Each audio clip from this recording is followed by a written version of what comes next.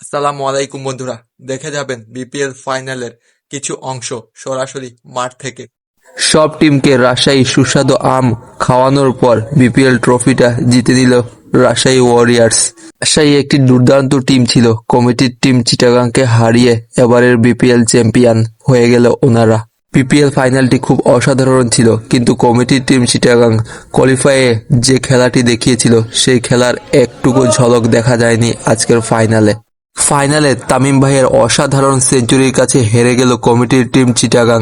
কিছু করার ছিল না ওদের, অসাধারণ একটি সেঞ্চুরির নক খেললেন তামিম ভাই। এই বিপিএল ফাইনালের সেঞ্চুরিটি উনার কাছে সবসময় স্মরণীয় হয়ে থাকবে, কারণ একজন ক্রিকেটারের স্বপ্ন থাকে সেঞ্চুরি করা, তাও মেগা ফাইনালে। যা করে দেখিয়েছেন তানজিম তামিম। আর সবচেয়ে বেশি ভালো লাগছে মুশফিকুর রহিমের জন্য, তিনি এবারের মতো বিপিএল চ্যাম্পিয়ন হয়ে গেলেন। কারণ জানি না উনি সামনের বিপিএল খেলবেন কিনা, তা একেবারেই উনার নিজের সিদ্ধান্ত।